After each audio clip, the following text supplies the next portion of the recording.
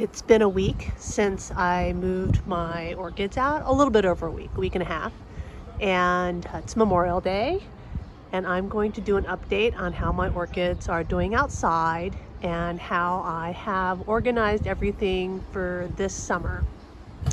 It was like a heat wave when I moved my orchids out, and then we went down and it got pretty cold, like low 50s for all of last week. And so my orchids some of the leaves did turn brown, and I've been plucking them off. And so if I find any of those during the video, I'll point them out as to what happens when you take your orchids outside and then it gets really cold because weather is crazy now. So we're going to start off with, I guess, the overflow table right here.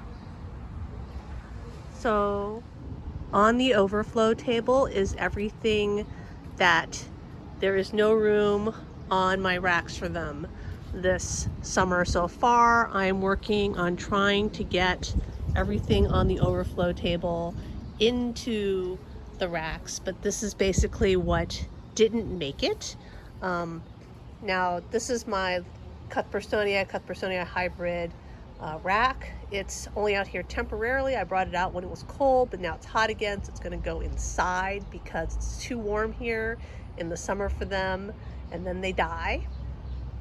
And then I have a few blooming orchids out that were actually, so this is tropical pointer cheetah, and it was actually in the racks. There was room for it, but it was blooming, so I just brought it out so I could see it.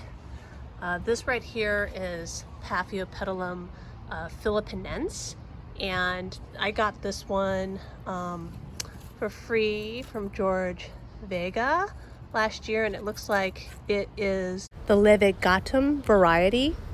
And basically I was going to give it to the Chicago Botanic Garden because I don't want to grow philippinense because it's really large, and then I realized it was in bud, and I wanted the buds to open so I could see what it looked like. Looks like it got real cold enough that, see, this one bud, this bud is dying, so I'm gonna lose this bud here probably.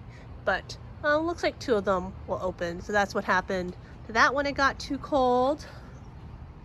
Next to the overflow table is where I keep my Guatemalensis that I'm trying to grow to a CCM. And then this year I put my Kingianum type hybrids, Australian Dendrobiums, next to it. Most of these are Australian Dendrobiums. There's a few other types of Dendrobiums on it. And I've got my Sidonphidae mitrata on top of it. Well, one of them, the typical, the non-yellow one, is there. It's just finishing flowering. But my Kingianums didn't do very well this winter. I put them on a top shelf and they basically didn't get enough water, and when they came out, lots of the leaves were basically yellow like this, because that's what happens if you don't water them enough. And so you can see they're all kind of sad. They don't really have good leaves. So hopefully I can keep these alive. A bunch of them turned out to have powdery scale, and they have been put into the isolation zone. Directly next to my overflow table is my hanging racks. It has two sides. On the front side, which has more sun, is all of my Aclandiae hybrids and other mounts that need a lot of light. So catalea crosses. I got a Rhyncha stylus right there. You can see that this is an Aclandiae right there that's coming. It's opening up. It has, oh, it's like stuck. Come on, open. Well, not yet. And then this Nobilior is finishing up. And if you remember upstairs, I had two hanging racks. I was using three sides of them, and so I've got the front here filled with mounts. I also have the back side filled with mounts. Then below on the back side of the rack, I have all my catalyas seedlings that I'm trying to grow up and see what they will look like. So most of these I haven't bloomed yet, and I'm trying to see what they look like. I have sort of one overflow layer. This really doesn't get enough light, as you can tell, down here of catalayas. This is my Dendrobium leonis. It's just here. It should get less light, but for some reason I feel like this year I'm getting more light. I think the tree that's right above there, the understory on that has kind of died, and so it's higher up and I'm just getting more light. You can see that like a lot of the cattleyas, they're turning red here. I have a 50% shade cloth, so this shade cloth right here is 50%. But that didn't stop things from sunburning a little bit or from the cold. This is my Jenkinsonia. You can see so it has some cold or sun damage going on right now. You know, I always get a little sun damage in the spring when I bring everything out because stuff hasn't been getting UV all winter, and then they come outside, and hopefully I won't have burns that are too bad this year. I did have some fungus problems this winter because it gets really chilly in my grow area at night, but you can see seedlings.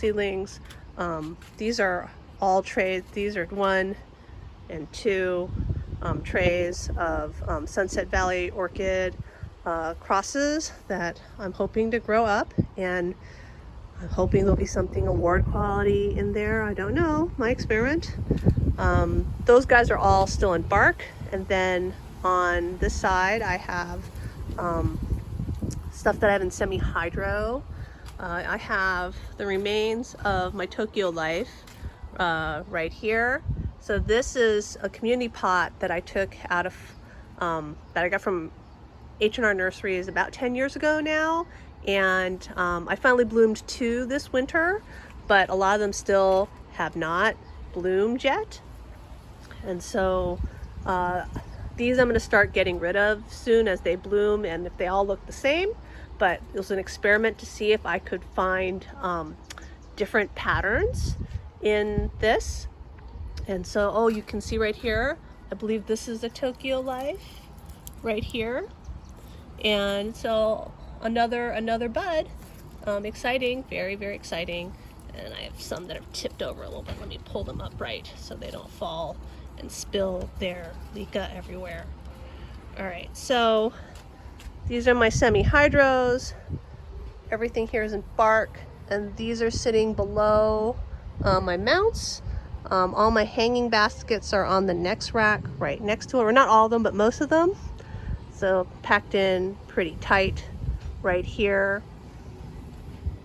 Just below my semi-hydro seedlings that I'm growing up are my cyclias. So I've organized all my cyclias right here.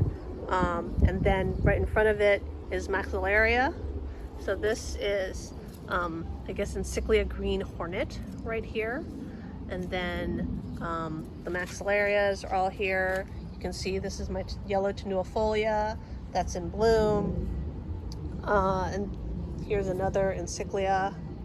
This is like, I think it's Atropine by Cordillera, or I'm not quite sure. I don't remember.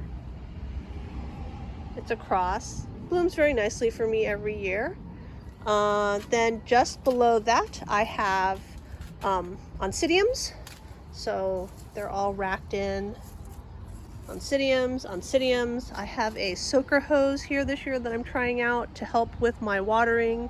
Hasn't worked very well so far. I'll show it at the end of this, what it looks like when I try to run it and how it just fails to water anything.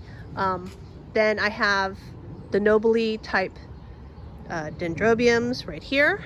And I had this in my video where I added bamboo poles into my plastic racks, and then like a cordage so that they would stop falling over all the time, and it sort of works. You can see right here that they're still sort of hanging over the recording, and you know, I basically slammed my butt into these multiple times already, but at least they haven't toppled over. I can't say that's true for the plants that are on this aisle. I have definitely knocked them out of their trays multiple times, and some of them are just falling over. Oh, you can really tell that this reed stem epidendrum is getting way too much sun. Look at how red that is. I have to keep pushing some of these guys up. So now that we,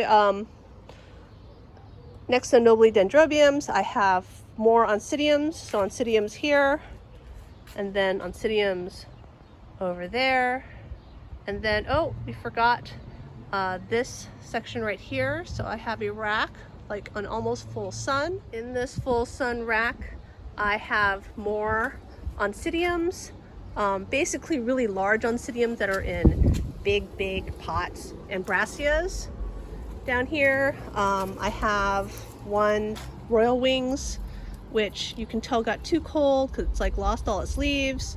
And then I have my Encyclia radiata right here, which is gigantic, probably getting toward another division of it, just because or else it's unmanageable. And then and I have my chrysothoxum right here, or it's the densiflorum. I think it's the densiflorum luteolalba actually. So then more cattleyas. This rack right here gets afternoon sun. So there's nothing right now, it's in shade in the morning, but I have what I tried to put is my largest cattleyas here for the hot noon, no, not noon, but afternoon sun. Get sun, I think, I want to say starting 3 o'clock, 2 o'clock, 3 o'clock, and then like an hour of like very hot sun. Next to that afternoon rack, I have more cattleyas. So cattleyas are half my collection, and I try to give them the most sun. So here they are, all the cattleyas, different ones, as much sun as possible. My Cymbidium tracianum there tucked in. Last year it sat on the other side of the mount rack. I'm trying it in this new position this year. And then even more little tiny 2-inch seedlings. All my Richard Mueller seedlings are right here. So these are the Richard Mueller seedlings. And then these are other seedlings. I'm gonna have to sort through some of these. Some of these were just fun plugs that I got, and I will like to bloom them if possible, and then I'm not gonna keep all of them. But then behind them, I have all my Richard Mueller crosses that are in semi-hydro, and you can tell, you know, they don't quite fit and they're falling out of these trays already. They're tending to go in multiple directions right now, and so I'm gonna need to do some work just to make them fit better, like tie things up.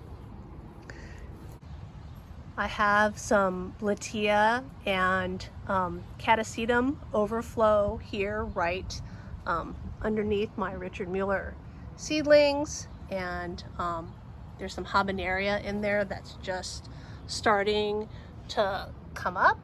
So I think that's it for everything that's in my main grow area. But I also have more overflow besides the overflow table. So along the north side of my garage is the overflow area. This year, the 3 racks that serve as my overflow area has been divided into 2 sections. On the left here, we have those plants that I found bugs on when I brought them out. So all these guys had what looked to be powdery scale, and they have all been isolated. I power washed all of them when they came out, and I'm keeping them isolated to keep an eye on them. I'm also going to try to treat them with safari as soon as we get a day that's not so windy. It's been very windy the last few weeks.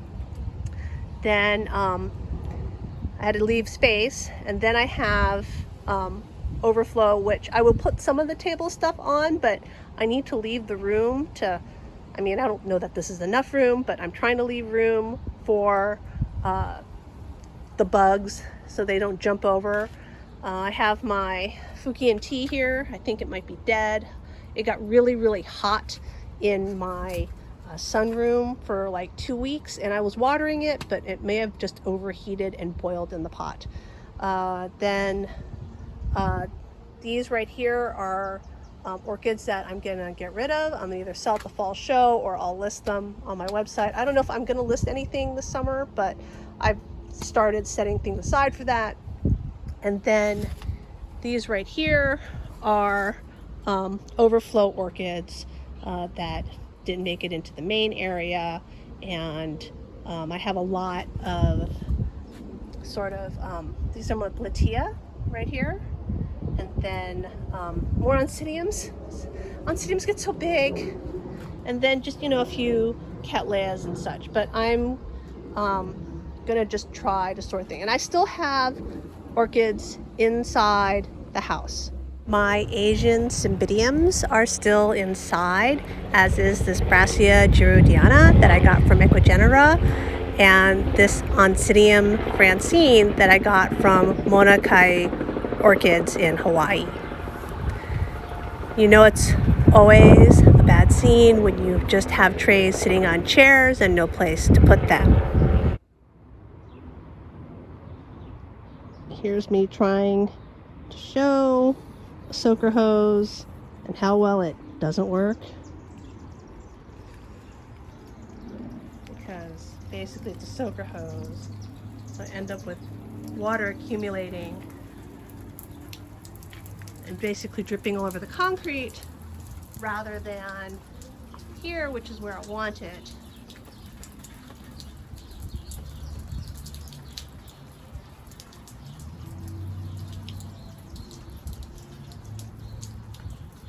I think it helps a little. I won't be able to use it to get everything watered, but it might help for a quick watering of the mounts. So this is me watering with the hose. That's how it'll be. And this is why I like moving my orchids outside in the summer, so that I can water with the hose, get everything really well watered, which I really can't do it inside.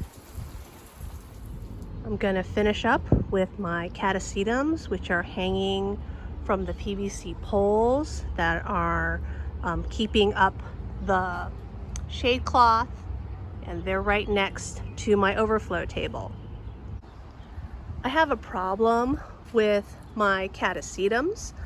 So what happens is that the amount of sun they're getting is probably fine, but in the fall, the slugs climb into them and eat the spikes that are coming out. And in an attempt to keep that from happening, I basically put them in these wire baskets that I got from Susan. She sent them to me for free, very nice, kind of her. And then I've basically hung them from the poles, and I'm hoping that by having them up where the slugs can't climb to them, it'll keep the slugs from eating the spikes when they spike in the fall. So we'll see if it works.